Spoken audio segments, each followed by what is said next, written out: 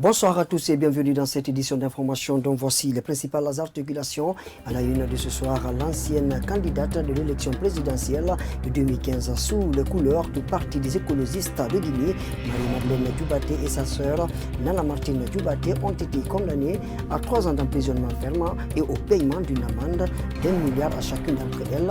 Le délibéré est tombé ce mercredi au tribunal de première instance de Dixine. Les échos, c'est dans ce journal. La cacophonie persiste au sein de la commune de Matoto. Le maire Mamadou Batos Kamara est accusé par 25 conseillers de gestion opaque. Ce mardi, ils ont été reçus par la gouverneure de la ville de Conakry. Et puis, grogne à l'usine de ciment Simaf, les travailleurs de cette industrie se sont fait entendre ce mercredi à travers une manifestation. Ils réclament l'amélioration de leurs conditions de vie et de travail. C'est tout pour les titres. Les détails, c'est dans un instant. Une fois encore, bonsoir et bienvenue à tous. Le président du parti Modèle a fait son retour du sommet France-Afrique en Guinée. Aliouba a été accueilli ce mardi à l'aéroport international de Conakry par des membres de son parti. À sa descente de l'avion, le jeune politicien est revenu sur les moments forts de cet événement et il s'est aussi prononcé sur la nomination partielle du futur gouvernement de la transition. Kadia Toubari, reportage. Après avoir pris part au sommet Afrique-France qui s'est tenu à Montpellier le 8 octobre dernier, le président du parti Mouvement démocratique libéral a fait son retour au Bercail. Aliouba a été accueilli dans les environs de 20 heures à l'aéroport international de Conakry par des membres de son bureau politique et ses militants. Dès sa descente de l'avion, il est revenu sur les moments forts de ce rendez-vous qui a réuni plusieurs chefs d'État à travers le monde. Aujourd'hui, l'Afrique a une nouvelle vision des relations internationales, qu'elles soient bilatérales, qu'elles soient multilatérales. Nous avons des responsabilités sur ceux qui croient et ceux qui espèrent en nous. Et c'est pourquoi il est important qu'on réponde positivement et qu'on essaye de poser sur la table. Vous avez suivi, le débat était sans filtre. Et c'est inédit, je pense qu'il n'y a même aucun chef d'État africain qui s'est prêté à ce type d'exercice avec sa propre jeunesse. Dans notre propre pays, il était même difficile de parler du nom de l'ancien président sans aller en prison. Donc il faut reconnaître le mérite d'avoir voulu ce débat-là pour discuter ouvertement et c'est ce que nous avons fait. Poursuivant, il s'est également exprimé sur la nomination partielle des membres du gouvernement de la transition en Guinée. Il y a de quoi être rassuré, soutient cet acteur politique. Je pense que les autorités de transition font preuve de prudence et de réalisme. Il ne suffit pas de nommer tout le monde à la fois. Il y a des tâches prioritaires dont il faut s'occuper. Je pense que le contexte aussi exige que les autorités de transition soient prudentes. Je pense qu'à ce rythme, il y a de quoi être rassuré qu'à l'avenir, les choses iront de mieux en mieux. Je connais quelques-uns qui déjà occupent ces responsabilités-là, je leur fais confiance. Accueillis par des membres du bureau politique et des militants du parti Modèle, cette cérémonie a été clôturée par une prise des photos de famille. Je vous le disais dans le titre, le tribunal de première instance de Dixine a rendu le délibéré ce mercredi dans l'affaire de diamant qui oppose la politicienne Marie-Madeleine Djubaté et Dame Djenabou Diallo, ménagère, ancienne candidate de la présidentielle de 2015 sous les couleurs du Parti des écologistes de Guinée avec sa sœur Nana Martine Djubaté à 3 ans d'emprisonnement ferme et au paiement de 45 millions d'euros prix du bijou et une amende d'1 milliard à chacune d'entre elles pour dommages et intérêts. Ibrahima Diallo, reportage. Marie-Madeleine Djubaté et sa sœur Nana Martine ont été déclarées coupables dans l'affaire du diamant qui les oppose avec une femme de ménage du nom de Djenab Diallo. Elles ont été condamnées à 3 ans d'emprisonnement ferme par le tribunal de première instance de Dixine. Marie-Madeleine Valérie Djubaté et sa sœur Nana Martine Djubaté ont été condamnées à 3 ans d'emprisonnement ferme et Mamadou Lamarana Diallo et Tcherno Algassim ont été condamnés à 2 ans d'emprisonnement ferme. La principale accusée Marie-Madeleine est condamnée aussi du paiement de 45 millions d'euros et 1 milliard de francs guinéens avec ses pro-accusés au titre des intérêts civils. Pour l'avocat de la partie plaignante, la vérité a été dite dans cette affaire. Madame Marie-Madeleine Valérie Djubaté a été condamnée au paiement de la somme de 45 millions d'euros en faveur de ma cliente. Et tous les prévenus ont été également condamnés au paiement de la somme d'1 milliard de francs guinéens à titre de dommages et intérêts en faveur de ma cliente. Donc c'est un sentiment de satisfaction que je ressens ce matin. Je pense que le droit a été dit par la justice guinéenne. Le tribunal a décerné un mandat d'arrêt contre les présumés coupables. Ce mandat sera exécuté conformément à la loi, a déclaré l'avocat.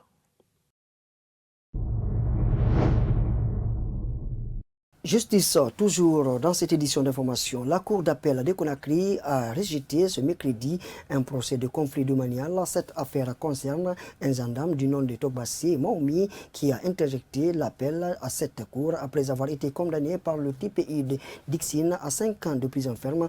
Il a été poursuivi par Dama Maïmouna Souma pour coups et blessures, menaces, injures et occupation de domaine. Des hauts officiers de l'armée ont été pointés du doigt d'être à la base d'étouffer cette affaire juridiquement. L'avocat de la plaignante se dit être déçu de la décision rendue. On l'écoute au micro de Alpha Oumar Diallo. Cette dame, Madame Maïmouna Souma, a placé sa confiance en sa justice. En sa justice. En première instance, elle a gagné. Et c'est cette décision que la Cour vient d'infirmer en toutes ses dispositions, en relaxant le gendarme pour délit non constitué et sa mère au bénéfice du doute. Alors qu'au dossier de cette affaire, il y a un certificat médical. Je fonde l'immense espoir que sous la gouvernance du CNRD, cet état de fait va cesser. Que dans ce pays, les forts cessent d'écraser les faibles. La procédure. Où va notre justice? Où va notre justice si tous les citoyens ne peuvent pas bénéficier d'un traitement égal devant elle? C'est Togbassi qui se promène partout où il va, que rien ne lui arrivera dans ses affaires parce qu'il est le protégé du général Idi Amin. Bala Samoura aussi, colonel Bala Samoura, commandant de la gendarmerie, il dit partout que c'est son ami. Vous pouvez être mon ami, mon frère, mais la loi, elle est erga omnes, c'est-à-dire elle s'applique à tous. Nul n'est au-dessus de la loi. Cacophonie au sein de la mairie de Matoto. 25 conseillers communaux ont signé une pétition la semaine dernière dans laquelle ils reprochent au maire Mamadou Batos Kamara de gestion opaque et le manque d'un bilan de sa gestion. Ces conseillers ont été reçus ce mardi par la gouverneure de la ville de Conakry. Au sortir de cette rencontre, ils ont fait savoir que tout est réglé pour le moment. Ils sont au micro de Bintou Souma. Ce sont les anciens travailleurs de l'Office national de pétrole de Guinée qui ont décidé de se faire entendre ce mercredi à travers un sitting. Ces manifestants lancent un cri de cœur à l'endroit des nouvelles autorités concernant un domaine qui leur a été retiré par un particulier. Dans leurs explications, c'est après leur retraite en 1994, sans avoir reçu de règlement, que ce domaine leur a été octroyé par l'ancien président, feu général Lansana Conté. Au nombre de 131 victimes, elles ont décidé de créer la coopérative des transporteurs des produits pétroliers de Guinée après avoir reçu leur agrément. De nos jours, ils sont sommés de quitter les lieux. Lorsque le général Conté est décédé, les gens du patrimoine bâti sont venus pour dire de quitter les lieux immédiatement, que le président a donné le lieu là à Mme Kadiat Doumbouya pour un bail de 40 ans. Elle est partie porter plainte contre nous au niveau de la justice. Et notre président a eu raison sur elle. Donc en 2020, ils sont venus maintenant avec M. Mounir Sissé, qui est le directeur adjoint du patrimoine bâti, pour nous dire de quitter les lieux immédiatement, que c'est un lieu qui est donné à un opérateur économique qui doit venir construire une immeuble de 90 étages. Le colonel Tal est venu pour nous dire que non, que c'est le président Alpha Condé lui-même qui a donné les lieux à un opérateur économique. Cette coopérative versait une somme de 500 000 à l'État. Après la date d'expiration de bail, ils sont allés voir les nouvelles autorités pour le renouvellement. Malheureusement, cela n'a pas marché. Malgré tous leurs efforts, leur avocat a demandé le paiement de la mensualité. Ils sont venus avec des pick-up de gendarmerie pleins. On les a fait sortir avec force. Ils ont pris d'autres éléments, ils ont mis en prison. Il dit que ce n'est pas normal. Il dit carrément, si vous ne faites pas attention, nous allons vous charger en disant que c'est vous qui voulez saboter les élections de 2020. Finalement, ils sont venus avec une machine la nuit pour démolir les lieux. Il y avait un hangar, ils ont déterré le cuivre. Il y avait le carburant là-dedans qui était un autre carburant avant le cuivre. Après, on s'est rendu compte que ce n'est pas le président qui a donné à un opérateur économique, mais au contraire, c'est la dame là, le nommé Kadiatou Doumbouya, qui est l'épouse d'un ancien ministre Ahmed Kanté, qui était à la mine, appuyé par le colonel de la gendarmerie qui était là. Madame Soare, présidente des femmes, demande de l'aide auprès du président de la transition. Nous demandons au colonel Mamadi Doumbouya de nous aider à avoir notre domaine afin de stationner nos engins. Ils ont donné 500 millions à leur huissier de nous remettre et nous l'avons refusé. Au moment où nous quittions les lieux, des forces de sécurité se sont rendues sur les lieux pour essayer de calmer la situation. La coopérative des transporteurs de produits pétroliers de Guinée a organisé un sitting ce mercredi à Tombo dans la commune de Kaloum pour réclamer un domaine qui les a été dépossédé depuis 2020. Ils sont une centaine de personnes qui sont sorties manifester leur cri de cœur dans ce quartier du centre-ville de Conakry. Bintou Souma et Ibrahim Paye Kamara, reportage. Je vais vous dire maintenant que tout va bien grâce à Madame la gouverneure, grâce à la sagesse de tous les conseillers, à la compréhension de tous les conseillers, tout va bien. Matoto marche maintenant comme à merveille. Il est question aujourd'hui que tous les conseillers soient des acteurs de la transition et non des observateurs de la transition. Nous devons cultiver l'esprit de redevabilité vis-à-vis de l'ensemble des conseillers, mais également de l'ensemble de nos citoyens. Nous avons été élus sur la base d'un programme, sur la base des programmes que nous avons étalés devant les citoyens avant d'être élus. Il est tout à fait normal que nous ayons un bilan. Alors si nous faisons près de 2-3 ans, nous n'avons pas un bilan tangible, nous devons nous inquiéter et interpeller M. le maire pour qu'il fasse très attention et que nous puissions avoir un bilan de manière à la fin de notre mandat, que nous puissions dire voici, nous avons été là, nous n'avons pas été pour rien, nous avons fait 5 ans et voici ce qu'on a fait comme travail. Voilà. Aujourd'hui, sur les conseils de Madame la gouverneure, elle nous a demandé de travailler à la stabilité. Ce qui reste clair, on va retourner à la base, on va discuter, mais faire en sorte que la commune marche comme elle doit marcher. Madame la gouverneure nous a donné un conseil sur son expérience et sur pas mal de choses. Je pense que je ne reviendrai pas sur tout ça. On va respecter son point de vue, on va mettre en observation la situation. Notre souhait est que ça marche. Personne n'est contre monsieur le maire, Mamadou Batos Kamara. Parce que si c'est bon, c'est l'ensemble des conseillers. Si c'est pas bon aussi, c'est l'ensemble des conseillers. À titre personnel, on n'a rien contre lui.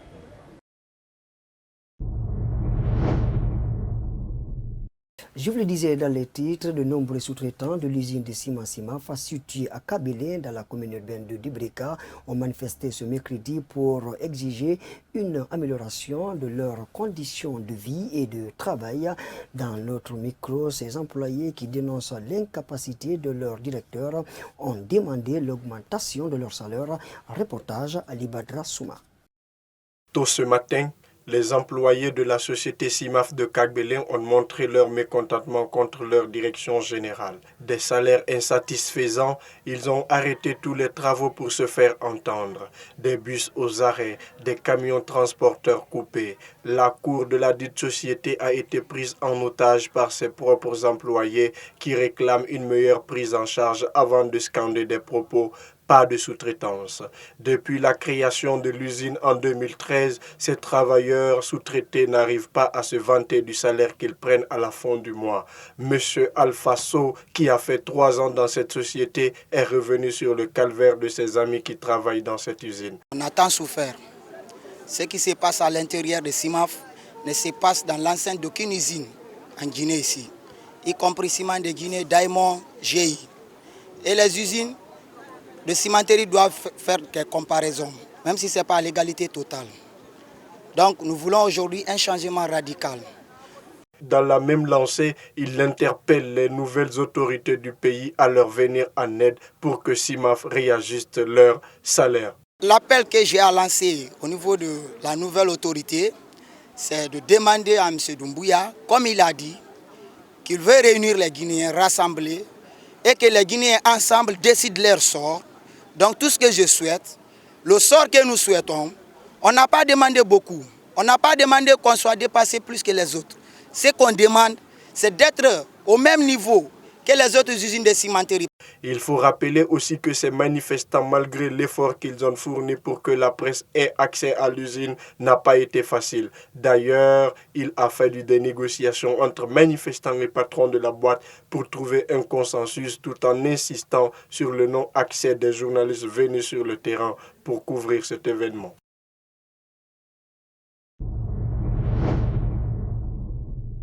Direction l'intérieur du pays à l'Abbé, la course pour la représentation de la jeunesse au Conseil national de la transition mobilise toutes les énergies juvéniles dans la préfecture de l'Abbé. En tout cas, la direction préfectorale de la jeunesse a enregistré 7 dossiers de candidature, dont un ressortissant de l'Abbé à Conakry. Aucune candidature féminine n'a été présentée par les plateformes en compétition. La direction préfectorale de la jeunesse de l'Abbé a clôturé le lundi à minuit la réception des dossiers de candidature pour la représentation de la couche juvénile au Conseil national de la transition. Jusqu'hier, comme c'était la date limite, on avait pu réceptionner 7 candidatures, dont 6 venant de l'Abbéville et une candidature qui est venue de Conakry. C'est des dossiers qui me sont parvenus sous pli fermé, donc qui n'ont pas été aussi ouverts pour l'instant. Probablement, dans la journée de ce jeudi, une commission spéciale mise en place par la direction préfectorale de la jeunesse de l'Abbé procédera au dépouillement des dossiers de candidature déposés. Non, la commission, c'est des critères, c'est un document qui a été établi. Moi, je sais tout simplement que nous allons être esclaves du document. C'est que chacun qui se tienne serein, tranquille, rien ne va l'échapper. Pourquoi? Parce que le dossier ne sera ouvert qu'en sa présence. Comme vous le savez, c'est une question de prôner la transparence. Donc, pour vous dire, la commission sera là à côté.